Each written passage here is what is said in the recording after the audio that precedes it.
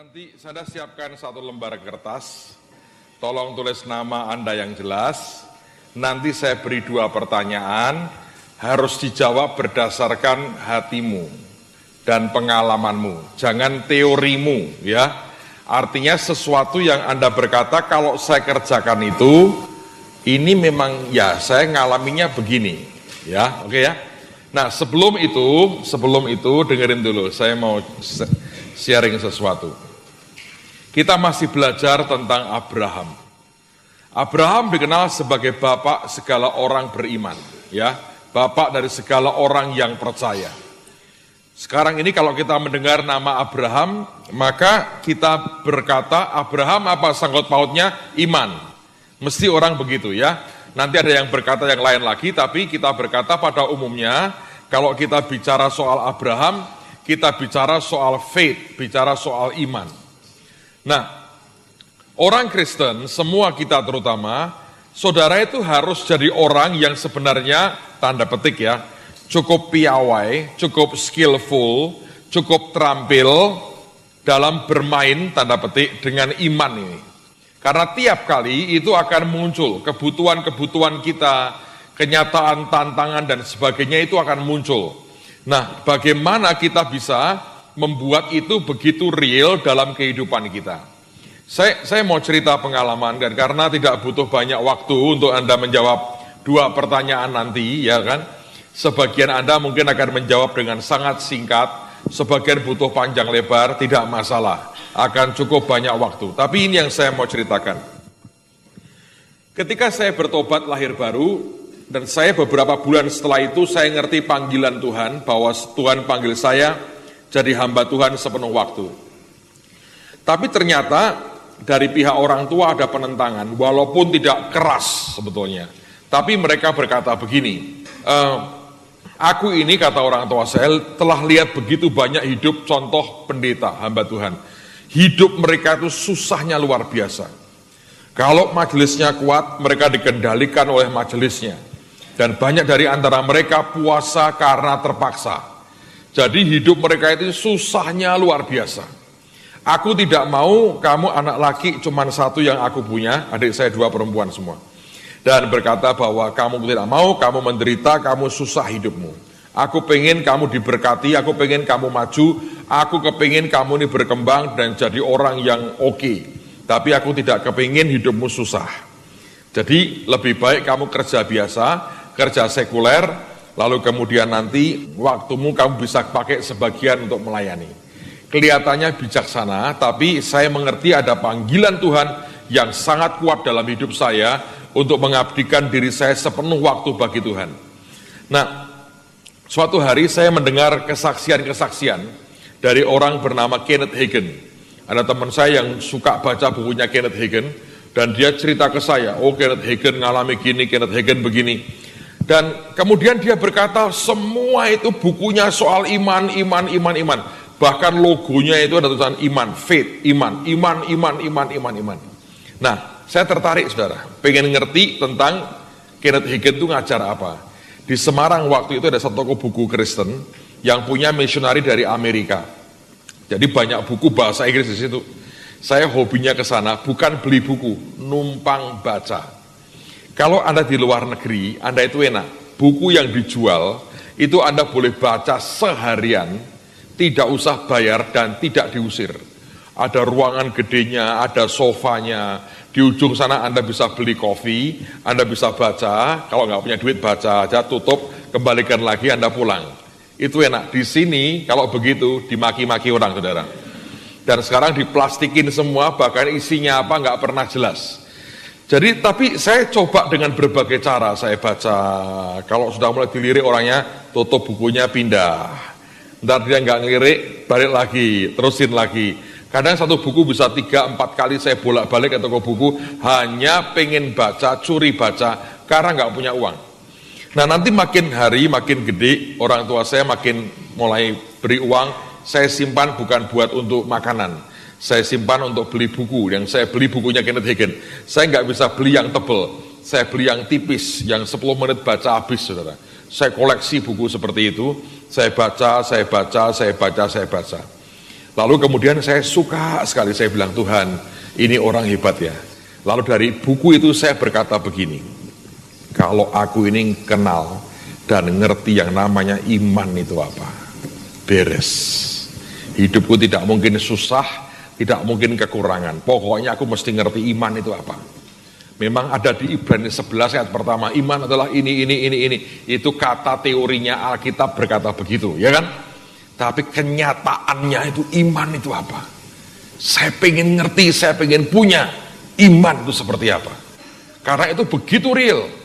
Nah, saya kan baru beberapa bulan terima Tuhan Yesus. Dasar nggak terlalu kuat juga. Jadi kemudian saya datang ke pendeta. Dan saya tanya dengan pendeta. Dan waktu itu saya memang nggak punya apa-apa kok, saudara. Kemana-mana pergi naik sepeda butut, saudara.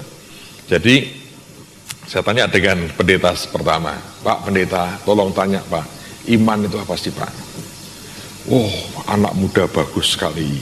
Sekarang suka tanya soal Alkitab, bagus. Kamu harus tahu iman itu di Ibrani 11 ayat pertama. Bla bla bla bla bla bla bla. Loh ya Pak, itu saya ngerti. Tapi saya ngerti itu tok tuh tidak menjelaskan apa-apa itu Pak buat saya. Ini pertanyaan orang Kristen baru lahir baru sekian bulan. Saya berkata begini, yang dirasakan apa sih Pak? Orang bisa berkata saya beriman, itu rasanya gimana? Ya kan? Itu kan kalau definisi iman. Tapi rasanya beriman. Oh, orang beriman itu percaya. Nah kalau percaya itu rasanya gimana Pak? Itu yakin. Nah, ya, yakin itu kan kata lainnya. Tapi rasanya Pak, mantap. Nah, mantap itu yang gimana Pak? Nah itu iman tadi itu. Jadi balik saudara. Waduh, saya bilang ini kok tambah mumet ya saya ya. Terus jelas nggak? Ya kurang lebih Pak. Jadi lebihnya dikit, kurangnya banyak. Dengan itu tidak menjelaskan apa-apa. Saya datang ke beberapa pendeta saudara. Hampir semua boleh dibilang jawabannya sama. Saya bilang rasanya beriman seperti apa? Sudah nggak bisa jawab.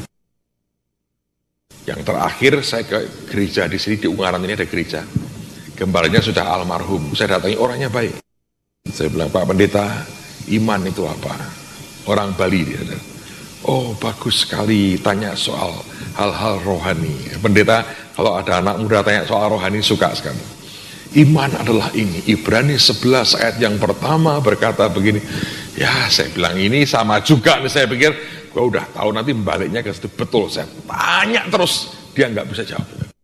Balik akhirnya. Terus saya ini kesel kali. Saya ngomong gini, Pak pendeta, gini aja lah Pak. Tolong ya Pak, ajari saya dari Alkitab supaya saya bisa ngerti iman itu apa. Dan bukan hanya itu Pak, saya akan rela seminggu berapa kali datang ke tempat Bapak, naik bus kalau perlu, untuk belajar iman itu apa. Nah, supaya apa dia bilang? Supaya gini Pak, saya ini nggak punya sepeda motor, ajari saya supaya saya bisa beriman dan bisa punya sepeda motor sendiri. Konkret toh, daripada muter-muter kan, dia pusing, saya lebih pusing saudara. Ya toh, tahu jawabannya? Ini orang rendah hatinya luar biasa menurut saya. Minimal jujur, dia berkata gini, orang saya sendiri aja nggak punya sepeda motor kok suruh ngajari kamu tuh bagaimana? Kalau saya tahu bagaimana saya dapatkan sepeda motor, ya saya akan bisa ngajari kamu bagaimana dapat sepeda motor. Saya juga nggak punya kok. Jadi saya salami, saya bilang, Pak, kita kok sama-sama melaratnya ya Pak ya. Terus saya pulang.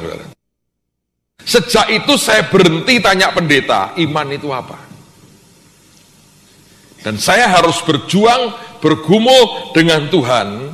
Saya bilang, Tuhan, iman itu apa sih?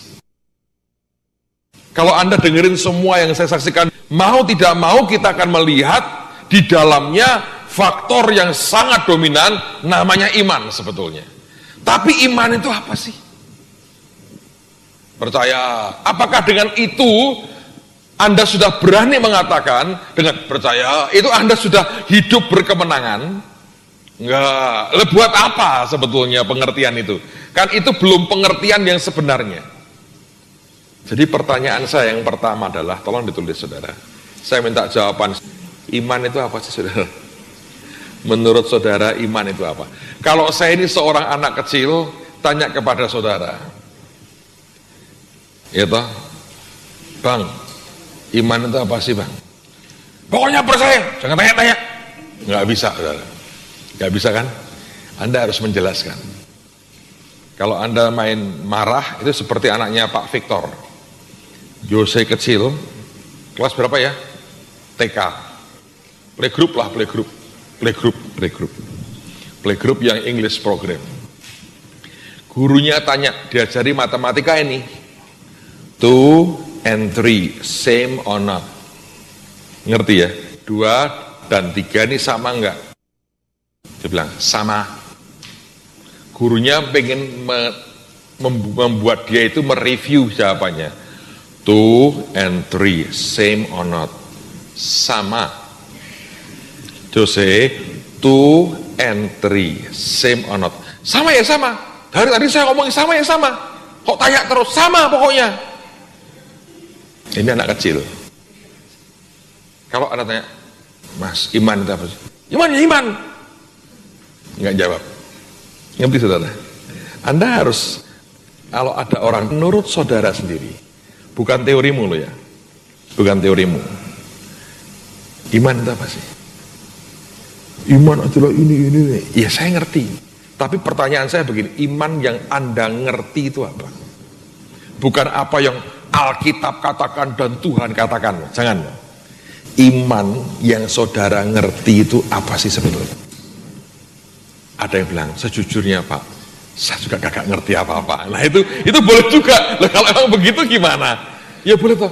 Sejujurnya ya, iman yang Anda ngerti itu apa sih? Apa sih iman itu? Coba renungin. Udah ya? Kita masih punya waktu 35 menit loh menurut jam di situ. Jadi Anda mesti tanya, menurut pengertianmu, iman itu apa sih? Kalau ada yang mau, iman adalah, apa sih iman itu? Buat dari dasar pengalamanmu dengan Tuhan selama ini, iman itu apa sih? Yang kedua, bagaimana caranya iman itu bisa jadi kenyataan? Dari dasar pengalamanmu sendiri. Kalau belum pernah terjadi ya jangan ngarang-ngarang saudara. Kalau kita berteori akan hebat. Ya, dari dasar hatimu sendiri nih. Dari pengalamanmu dengan Tuhan. Ya toh? Bagaimana supaya iman yang Anda pahami tadi itu bisa menjadi kenyataan. Jelaskan saudara. Kalau itu berhasil, Anda ngerti betul, besok tak wisuda saudara. Luar biasa. Dan mungkin ada 1-2, tapi itu harus jadi kenyataan realita. Saya pengen ngerti, menurut saudara iman itu apa? Ini tidak ada salah benar saudara, tidak ada. Ya, tidak ada nilai. Tidak ada salah benar. Itu pemahaman yang Anda punya sekarang. Itu bukan Alkitab berkata iman itu apa, bukan. Kalau itu salah benar. Tapi ini pemahamanmu. Karena gini saudara ya, kalau orang itu ada yang gini, ada sebuah aturan yang baku. Nah itu kalau Anda buat, Anda jawab, ada salah, ada benarnya. Tapi kalau itu pemahaman di hati, ya toh, itu sebuah pengertian yang di dasar hati kita sendiri, tidak ada salah, tidak ada benar. Nanggap ya saudara ya. Jadi yang pertama, anak-anak tulis, menurut saudara, berdasarkan pemahamanmu itu, iman itu apa? Iman itu apa? Ya. Jadi, Pak, menurut saya iman itu adalah gini, bersuka cita, melompat-lompat dan menari. Boleh aja. Karena setiap kali saya gitu tuh jadi tuh Pak. Ya toh, buat saya pemahaman saya begini. Tapi bagaimana iman itu menjadi kenyataan? Nah, Anda jelasin. Oke?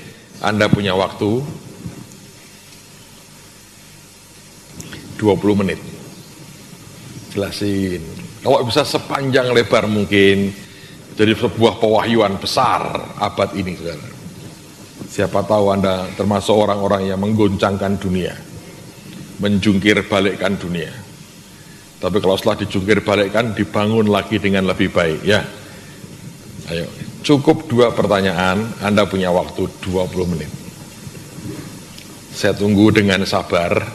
Saya kepingin Anda mengerti beberapa pemahaman dari yang lain. Ini landasan bagus buat kita gerak lagi bicara tentang iman. Sekali lagi, menurut saudara, apa sih iman itu?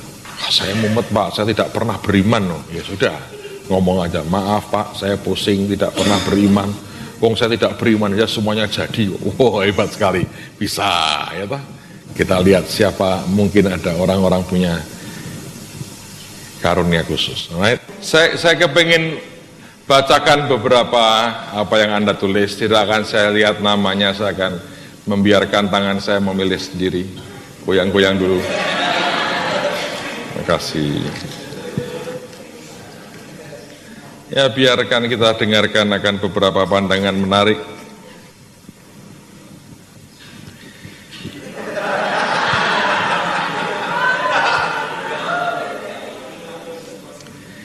Menurut saya nggak sebut nama ya, yang bersangkutan bisa kerasa sendiri.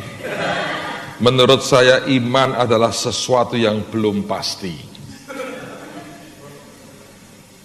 Tetapi apabila iman itu muncul dalam hati, dan iman itu sangat mempengaruhi dalam kehidupan saya pasti akan sangat yakin bahwa sesuatu yang belum pasti tersebut akan menjadi pasti, bukan hanya impian belaka. Karena iman itu adalah anugerah. Tanpa anugerah, iman hanya impian atau khayalan yang tidak mungkin terjadi. Tapi oleh karena iman adalah anugerah, saya yakin dan percaya iman adalah pemberian kepastian dari Tuhan buat sesuatu hal. Oke, ya. Menarik kan saudara ya. Untuk mewujudkan iman menjadi kenyataan dengan cara percaya bahwa iman dalam kurung janji adalah anugerah Tuhan yang diberikan kepada makhluk ciptaannya untuk percaya kepada sesuatu yang berasal dari penciptanya. Percaya bahwa Tuhan sebagai pemberi iman tidak akan pernah berbohong. Untuk iman yang sudah diberikannya kepada saya, bagian saya tinggal melakukan bagian saya, yaitu percaya. Pasti Tuhan melakukan bagiannya, yaitu menggenapi janji yang sudah diberikan. Wow. Jadi iman itu apa? Ya. Oke, kita lihat lagi beberapa. Saya akan baca semua, ini menarik sekali. Iman adalah sesuatu yang sangat kita yakini dengan tidak terbantahkan, dengan pengakuan yang sesadar-sadarnya oleh pengertian yang benar dan pengalaman bersama dengan Tuhan. Contoh anak dengan orang tuanya. Jadi bagaimana caranya? Minta saja. Soal prosesnya untuk menjadi kenyataan saya tidak tahu. Pokoknya minta saja. Loh, ini jujur kok. Boleh. Makanya saya berkata kan nggak ada salah, nggak ada benar. Karena ini kan ungkapan dari saudara, ya toh. Saya mau cari yang pendek-pendek aja. Ini Anda tuh hebat tuh. Iman adalah sesuatu yang kita percayai yang belum terjadi dan akan terjadi. Bagaimana supaya kita jadi kenyataan, namanya dengan menganggap bahwa apa yang kita imani tersebut sudah kita terima. Memperkatakan setiap saat supaya mendorong, memotivasi kita. Iman adalah sesuatu yang dibutuhkan ketika kita mendapatkan janji dari Tuhan tapi belum langsung menjadi kenyataan. Bagaimana caranya? Janji yang kita dapat dari Tuhan kita hadapkan ke Tuhan lagi agar kita bisa dapat lebih jelas. Lakukan apa yang menjadi bagian kita, apa yang Tuhan perintahkan selanjutnya, terserah Tuhan maunya gimana.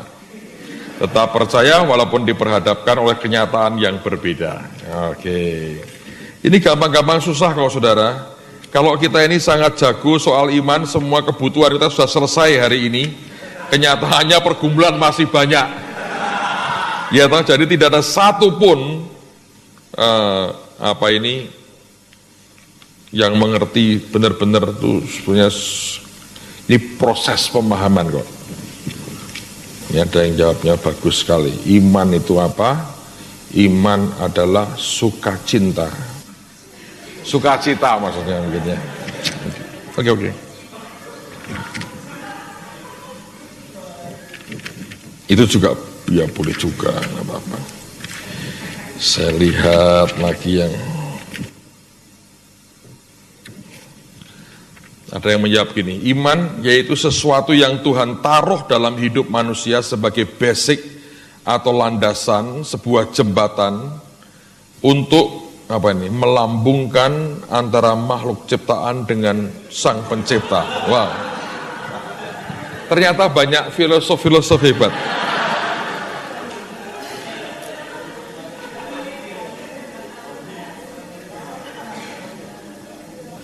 Ya.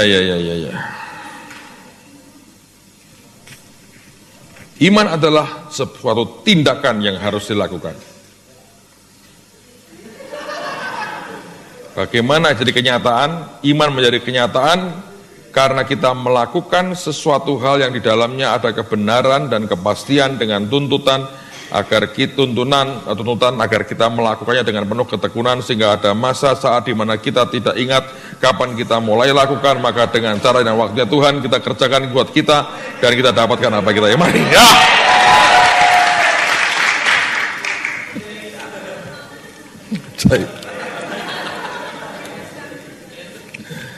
Ajaib.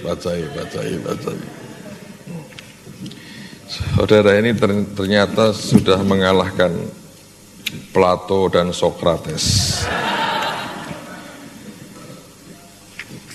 Terakhir ya saudara ya. Nanti saya baca semua. Ini dia.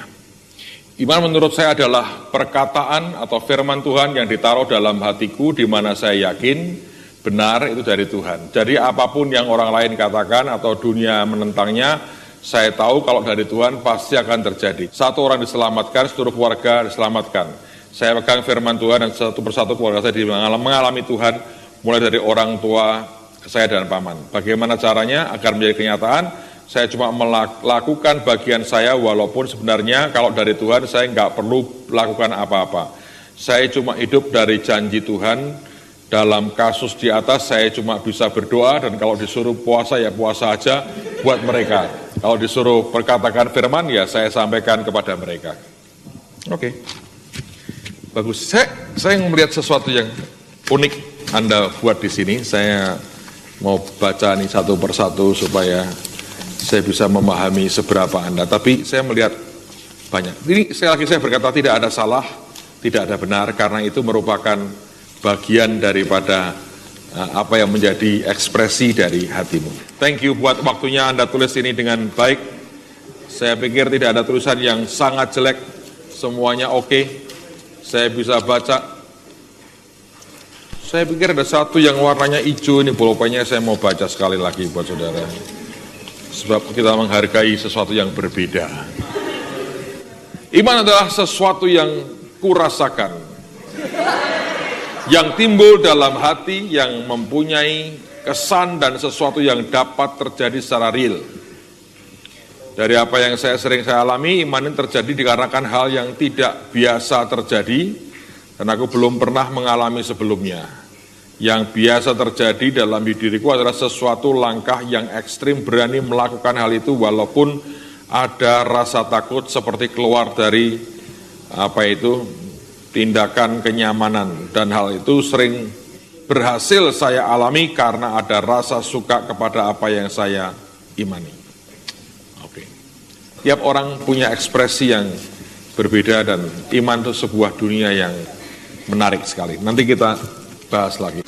Izinkan saya saksikan beberapa hal. Iman itu apa? Anda harus kembali. Jangan bilang percaya, ini forget it. Itu bukan the word become flesh. Saya mau the word become flesh. Simple aja. Anda harus kembali ke Roma 10 ayat berapa?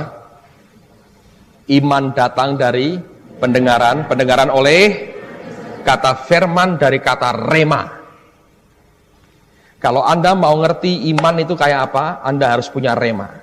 Makanya saya setuju dengan omongan Pak Yusak, nggak ada tak imani, itu nggak ada.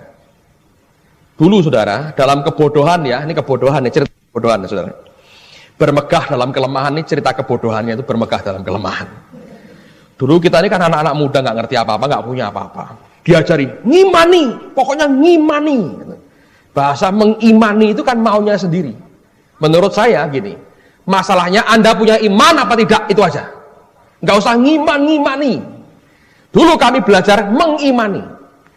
Ada teman satu, dia kalau rapat-rapat itu yang punya mobil cuman dia waktu itu. Nah kami naik motor semua, dia parkirkan mobil di depan kantor kami yang lama di Imam Bonjol.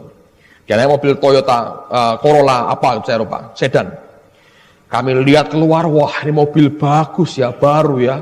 Semua numpangi tangan dalam nama Tuhan Yesus. Dia keluar marah, hei, beri. Tidak untuk diberikan orang ya katanya, diusir semua. Tapi kami numpangi tangan, mobil satu ditumpangi tangan orang 5 dalam nama Yesus. Apakah dapat? Tidak, saudara. Itu mengimani. Anda lihat barangnya orang dalam nama Yesus, dalam nama Yesus. Nah, semua Anda begitu tidak bisa. Karena sebetulnya bahan untuk iman itu rema. Rema itu apa sih? Bagian dari logos yang apa? Dihidupkan oleh Roh Kudus buat kita pada saat tertentu, untuk waktu tertentu, dengan cara yang tertentu, semuanya spesifik sebetulnya. Jadi gampangnya begini, bagian dari logos yang dihidupkan oleh Roh Kudus yang diberikan kepada kita secara pribadi. Itu rema. Nanti kalau Anda, sebetulnya yang benar kan begini ya, kalau Anda punya kebutuhan tertentu misalnya, datang ke Tuhan, tanya begini, Tuhan, boleh nggak aku minta ini? Istilahnya Pak Yusak itu menghimbau itu saudara ya. Boleh nggak aku minta ini? Atau kau minta aja? Nanti tunggu reaksinya. Kalau dia berkata ya, itu rema akan datang saudara. Apakah berupa perkataan langsung atau dari logos yang tahu-tahu muncul? Tapi jangan Anda cari-cari sendiri, dipas-pasin sendiri. Tuhan, aku perlu jodoh Tuhan. Maka Yudas menggantung diri. Keliru dong. Jadi coba jadi orang yang normal aja. Anda sembahyang, nanti kan Tuhan meresponi. Responnya dia itu akan jadi rema kalau dia berkata ya atau apapun. Nah, dari responnya Tuhan, itu dia akan menghidupkan bagian logos ini, atau dia ngomong sama kita. Oke? Ketika itu jadi rema buat kita, lah itulah bahan untuk membuat apa? Iman. Begitu Anda beriman, Anda berkata, amin Tuhan, jadi saudara. Tapi Anda harus baca Alkitab. Bagaimana mau dihidupkan kalau tidak pernah ada bahan untuk dihidupkannya? Semakin kita tidak membaca ini, semakin Anda akan sulit. Nah, saya beri contoh nih. Saya ketika SMP, saudara, zaman saya dulu, bahasa Inggris diberikan oleh guru pada waktu saya SMP. Saya ngomong terus terang, karena ada teman saya sampai sekarang masih hidup juga sekelas dengan saya. Dan dia berkata, saya berkata pada Anda, itu bahasa Inggris saya paling kacau itu zaman-zaman itu. Kalau sekolah dapatnya 3, 2, dapat 5 itu sudah mujizat, saudara. Dapat 6 syukuran saya. Bahasa Inggris dapat 6. Saya ngerubah, saya tuh bingung sama orang-orang yang bahasa Inggris. Ngerubah S kok bisa jadi was, itu saya bingung. Buat apa dirubah gitu loh, mas saya. Mau sudah S ya S kan enak, kenapa S kok harus jadi was tuh saya nggak ngerti, saudara. Itu buat saya itu ini orang kok rumit sih. Ngomong tuh sudah kayak kita itu loh ya, nggak ada past tense, nggak ada future, kita kan kayak alam roh tanpa batasan ruang dan waktu loh.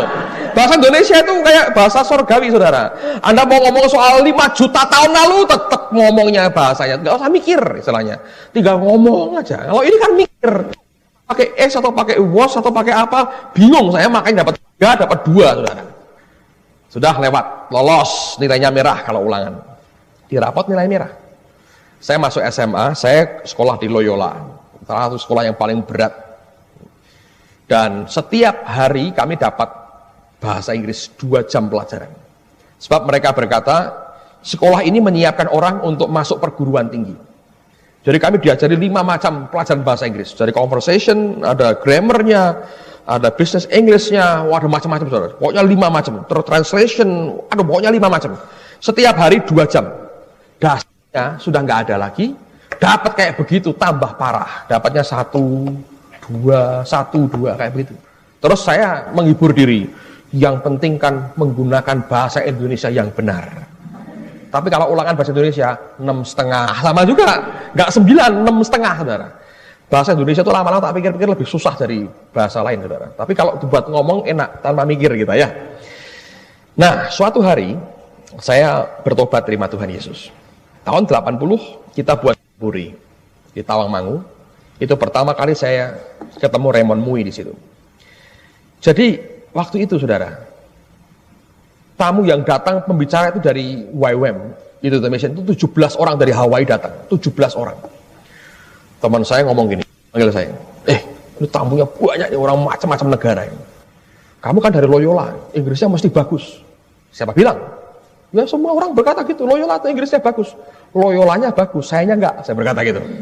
Kamu dong yang bisa ngomong. Enggak, saya enggak bisa ngomong. Asyik ngomong dong. Saya enggak bisa, saya berkata gitu.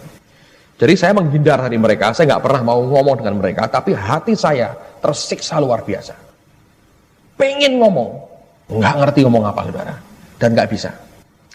Nah, satu hari, saya lagi ngobrol dengan teman saya di lorong gini ya, lagi camp itu, ngobrol begitu, semua lagi keluar, lagi break ya, saya ngobrol dengan teman saya berdua nih. Sekarang dia tinggal di Amerika. Dari arah belakang sana ada almarhum Bapak Yeremia Rim, lewat lorong ini. Dari depan itu ada pendeta dari Australia, Pak Gary itu, jalan. Karena kami ngobrolnya nutupi lorong, mereka ketemu di pas kami ngobrol, tak gini. Lalu mereka berdua ini ngobrol, tentu pakai bahasa Inggris. Jadi kan nggak ngerti ngomongnya apa. Kalau mereka tertawa, kita ikut ketawa. Supaya jangan dikira terlalu goblok banget saudara. Tapi tertawanya terlambat terus gitu. Jadi mereka tertawa gitu. Mereka serius. Senyum. Tapi ini ngomong apa? Susah ditebak, saudara. Nggak ngerti ini ngomongnya apa. Udah, mereka pergi. Saya tanya sama teman saya, kamu ngerti nggak tadi? Enggak, katanya. Tanya sama saya, kamu ngerti nggak? Enggak. Laman, sama gobloknya, saya berkata begitu. Waduh, tapi di hati sengsara, saudara. Sengsara betul. Saya pulang dari acara itu ya, badan capek, tapi hati saya sakit sekali. Saya bilang, Tuhan, aku mau ngomong bahasa Inggris. Mau les, gak punya duit. Di sekolahan, terbukti dapat 2, dapat 3. Gimana caranya? Tuhan, saya berkata, enak nih kalau saya bisa baca Alkitab pakai bahasa Inggris, baca buku. Saya bilang, saya bisa ngomong sama orang, saya bisa nerjemahin orang khotbah. Saya mau kok Tuhan. Belakangan tak tambahi, bisa khotbah juga. Saya bilang, saya mau ini, belakangan tak tambahi. Saya bilang, waduh ini gimana nih caranya? Supaya bisa nih gimana caranya? Gak bisa. Terus saya berdoa, Tuhan, beri aku. Supaya, aku gak minta sempurna lah, supaya aku gak malas untuk belajar ya. Beri aku untuk tambahan yang signifikan, yang cukup. Sampai aku bisa ngembangin diri dengan baik dan belajar terus dalam hidupku. Aku nggak bisa apa-apa, mau les nggak punya duit, mau sekolah ya nggak bisa lagi kayak begini, saya mesti gimana? Saya bilang, nangis saudara, sakit di hati. Tapi ada kerinduan begitu besar, saya berkata, aku mesti ngomong dong, tapi ngomong sama siapa gak ngerti juga, yang diajak ngomong gak ngerti, bingung saudara. Satu hari saya berdoa, dan ini rema yang turun. Roh Kudus ingatkan saya begini. Sebetulnya bahasa kok bisa macam-macam sampai mau pusing itu. Dari mana sih? Dari mana, saudara? Hah? Dari mana ceritanya? Hah? Menara Babel kan? Menara Babel itu yang membuat bahasa berubah-berubah tuh pengembangan manusia apa Tuhan yang membuat? Tuhan tuh. Jadi kan sekejap itu kan berbagai macam bahasa. Kan tidak berkata, maka Tuhan mengelompokkan orang-orang itu, lalu Allah mengajari mereka bahasa baru. Kan enggak, cuma diputar saja, ngomongnya lain, otaknya dibuat lain. Kan sekejap tuh. Ketika saya ingat ayat itu rema buat saya. Saya bilang kalau ribuan tahun lalu dia bisa, sekarang juga bisa. Jadi apa yang saya buat? Baik, saya paksa aja Tuhan. Nah, zaman dulu karena belum terlalu kenal dengan Tuhan, model teroris, saudara, ngerti? Saya ambil kertas, saya 3 bulan, saya beli kamus Indonesia-Inggris, Inggris-Indonesia, saya ambil kertas. Tiap malam mau tidur, saya tulis doa saya dalam bahasa Indonesia. Tulis, terus buka kamus, saudara. Kata per kata, tak tempel-tempelin. Nggak ada grammar-grammaran, nggak ada. Nah, ngerti juga kan? Kata demi kata, terus tak baca di depan Tuhan. Dengarlah doaku, saya berkata begitu. Mulai saya baca. Ngacok Inggrisnya, saudara. Saya tahu, kalau saya ingat itu saya berkata, ini orang kok nekatnya kayak begitu. Dan setiap habis doa saya berkata begini, Tuhan, kalau ini nggak dirubah, selama-lamanya aku mau doa kayak begini. Kau dengar orang Amerika berdoa, enak didengar. Orang Inggris enak didengar. Doa Inggris kayak begini, nggak enak didengar. Kalau engkau tidak berkati aku, sampai ini dirubah, ngerti, aku nggak minta sempurna. Mestinya nggak sempurna ya, saudara ya. Tapi saya bilang, supaya aku tidak males, tapi beri aku sesuatu yang signifikan. Sampai kalau aku ngomong, aku bisa gini. Pokoknya aku bisa, gitu aja. Kalau enggak, sampai kapanpun. Kayak begini ya. 3 bulan. Tidur, bawahnya bukan Alkitab. Kamus, saudara. Keren nggak? Kamus.